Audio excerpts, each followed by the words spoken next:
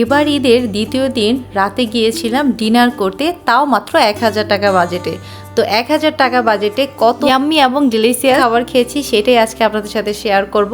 Hello everyone, আসসালামু আলাইকুম, welcome back to নাজিফাস family. সবাই কেমন আছেন? আশা রাখছি আপনারা সবাই অনেক বেশি ভালো আছেন।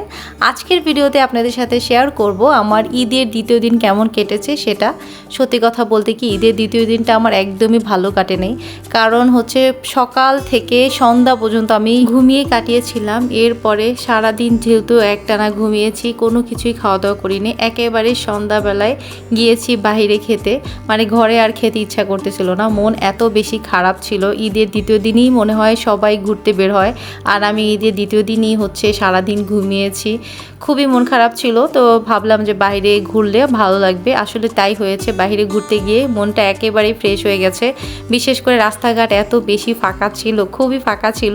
আর কিছু কিছু জায়গায় একটু জ্যাম ছিল, তবে এটা ব্যাপার না, খুবই কম পরিমাণে জ্যাম ছিল। আর সন্ধ্যাবেলা না একটা সুন্দর ঠান্ডা বাতাস আসে, যেটা গায়ে লাগলে এত বেশি ভালো লাগে। আর বাইকে উঠলে কিন্তু এমনিতেই বাতাস সবসময় গায়ে লাগে। তো সব মিলিয়ে খুবই ভালো লাগতেছিল, আর মনটা পুরাই ফ্রেশ ফ্রেশ লাগতেছিল। আচ্ছা, আগে আপনাদের সাথে বিষয়টি ক্লিয়ার করে বলছি। আমরা বাসা থেকেই সিদ্ধান্ত নিয়েছিলাম আমরা রোড সাইড কিচেনে খাবো। আর রোড সাইড কিচেনটি হলো খিলগাঁও এরিয়ার মধ্যে। আর এই রোড সাইড কিচেনটা কিন্তু 3টা শাখা আছে, মানে হচ্ছে ওদের মেন শাখা হচ্ছে মিরপুরে, ওখানে আমরা খেয়েছি। এরপরে ছিল বসুন্ধরা বা যমুনা ফিউচার পার্কের আশেপাশে, ওইটাতেও আমরা খেয়েছি। আবার লাস্টলি হচ্ছে এই যে খিলগাঁওয়ে খাচ্ছি। তো ওদের খাবার অনেক কম দামে পাওয়া যায়, আর অনেক ভালো ভালো খাবার ওরা সার্ভ করে। আচ্ছা, এখানে আরেকটা জিনিস অ্যাড করা ভালো, এই রোড সাইড কিচেনটা কিন্তু আমরা ফেসবুকে স্ক্রলিং করতে করতে ওদের পেজটা পেয়েছিলাম। এরপরে আমরা গিয়েছিলাম বাড্ডা থেকে মিরপুরে খাবার খেতে। এরপরে যখন দেখলাম যে অনেক বেশি জার্নি হয়, এরপরে দেখি ওরা আস্তে আস্তে করে আমাদের এলাকার দিকে চলে আসছে। প্রথমে বললামই যেটা বসুন্ধরাতে আসছিল, সেখানেও বেশ ভালো লাগছিল, কিন্তু ওদের খাবারের দাম দিন দিন বেড়ে যাচ্ছিল। ওদের প্রথমে মেনু ছিল মাত্র 150 টাকায় ভরপেট খাবার, এরপরে হচ্ছে 250, তারপরে খাচ্ছিলাম 350, এখন তো পুরা 999, 1000 ছাড়া নাই বললেই চলে।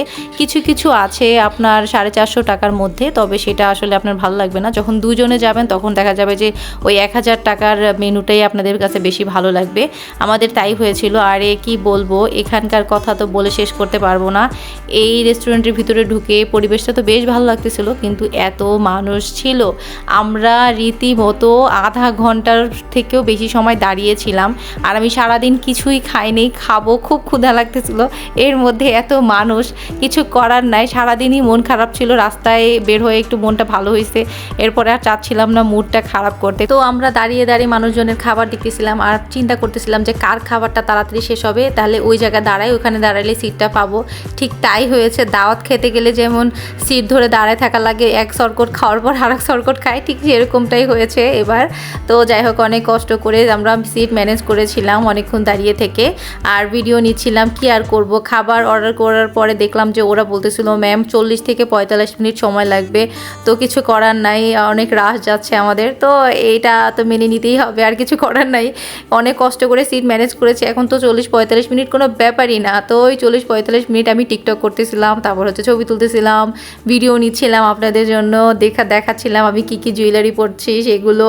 হাতের মেহেদি সব উঠে গেছে, জানি না এবার মেহেদিগুলো এত খারাপ ছিল, একদিনই একদম উঠে খুব খারাপ অবস্থা, খুবই মন খারাপ লাগতেছিল। আর বারবার দেখতেছিলাম কোন কোন কাপল কি করতেছে, তো ভিডিওর মাধ্যমে সব কিছু আপনাদেরও দেখিয়ে দিলাম। আর অবশেষে আমাদের খাবার চলে আসছে। আচ্ছা আসেন, এবার আপনাদের এই খাবার সম্পর্কে বিস্তারিত কিছু বলি। এই খাবারের মেনুটা ছিল একটা সেট মেনু, আর এই মেনুটার দাম ছিল হচ্ছে আপনার 899 টাকা, মানে হচ্ছে 900 টাকা। এটার সাথে 5% ব্যাট অ্যাড হয়ে এটার দাম হয়েছিল 940 টাকা। আমরা 60 টাকার মতো ফেরত পেয়েছিলাম 1000 টাকার নোটের থেকে। আচ্ছা, খাবারটা যখন দিল তখন তো আমার খুব ক্ষুধা লাগতেছিল, আমি আর খেয়াল করি নাই যে আমরা যেটা অর্ডার করেছিলাম ঠিক সেটাই দিয়েছে কিনা।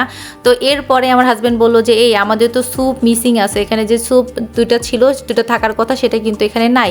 তো পরে দেখলাম যে আসলেই তো সেটা নাই। এরপর আর কি করার আছে, ওদের সাথে কথা বলে তারপর হচ্ছে আবার এই স্যুপটা নিয়ে আসা হয়েছে। আছে, এই জন্য ওরা আলাদা প্যাকেট দিয়েছে।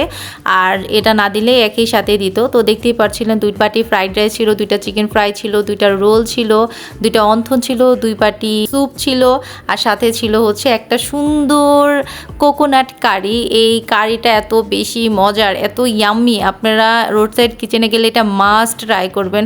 খুবই ইয়াম্মি, ওদের খাবার খুবই ভালো ছিল। দাম অনুযায়ী আমার মনে হয় খাবারটা ঠিক ছিল।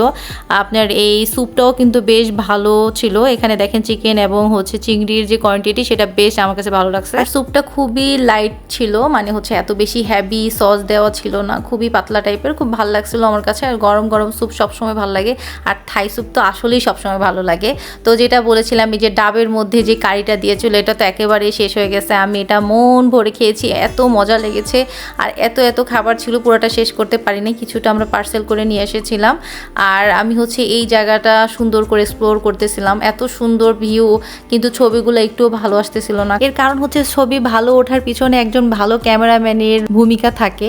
তো আমার যে ক্যামেরাম্যান, মানে আমার হাজব্যান্ড, উনি হচ্ছে ছবি তুলতে পুরোই বিরক্ত ফিল করে, মানে ওনাকে দিয়ে অনেক কষ্ট করে ছবি তুলতে হয়, এজন্য আমার ছবি একটুও ভালো আসেনি, আর আমার মন মতো ছবি হচ্ছিল না। তো আমি আর কি করব, নিজে সেলফি দিয়ে যত দূর করা যায় অত দূরই করেছি, আর সুন্দর করে আপনাদের জন্য ভিডিও নিচ্ছিলাম। এই জায়গাটা এত ছোট, তারপরও এত সুন্দর করে ওরা অর্গানাইজ করেছে, এত ভালো লাগতেছিল বলার বাইরে।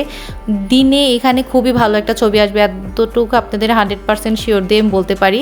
আর এখানে আবার এই যে রোড সাইড কিচেন যেহেতু ওদের নাম, সেক্ষেত্রে ওরা আবার ভিতরে একটা সুন্দর, এটাকে কি বলে, টেম্পু রেখেছে।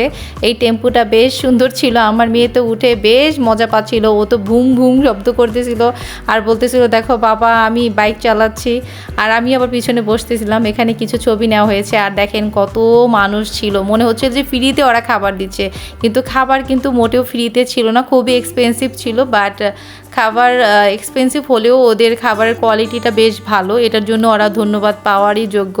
তো আপনারা অবশ্যই রোড সাইড কিচেনে যাবেন, এই রোড সাইড কিচেনের খাবার দাবার বেশ ভালো, আমি অনেক আগে থেকেই খাওয়া দাওয়া করি এখান থেকে, তো বলতে পারি আপনারা গেলে হতাশ হবেন না। তো আমাদের খাওয়া দাওয়া শেষ করে অনেক ছবি তুলে ওর হচ্ছে বাসার উদ্দেশ্যে রওনা দিচ্ছিলাম। বাইকে আমরা 3 জন এভাবে করে বসি, আর আমি সুন্দর করে আপনাদের জন্য ভিডিও ফুটেজ নিচ্ছিলাম, রাস্তা দেখাচ্ছিলাম। রাস্তাতে কিন্তু আসার সময় বেশ জ্যাম পেয়েছিলাম, যখন রোড সাইড কিচেনে যাচ্ছিলাম তখন কিন্তু একেবারেই জ্যাম ছিল না, যেটা দেখেছিলেন আপনারা, কিন্তু ওখান থেকে বাসায় ফেরার পথে কিন্তু মোটামুটি ভালোই জ্যাম ছিল। আর রাস্তাটা এত ভালো লাগতেছিল, এরকম ফাঁকা রাস্তা ঢাকা শহরে কেউ নাই। কিন্তু একটা মজার জিনিস কি জানেন, এই ঈদের দিনের পরের দিনও কিন্তু দোকান খুলেছে, মানে ড্রেসের দোকান খুলেছে, অনেক বাইকের শোরুম খুলেছে, তারপর অনেক দোকান খুলেছে। তো এই ছিল আজকের ব্লগ। আপনারা সবাই অনেক ভালো থাকবেন, সুস্থ থাকবেন, আর আমার জন্য দোয়া করবেন। আশা রাখছি আপনাদের ঈদও ভালো কেটেছে। আর এই ভিডিওটা ভালো লাগলে অবশ্যই লাইক, কমেন্ট, শেয়ার এবং সাবস্ক্রাইব তো মাস্ট। Bye bye.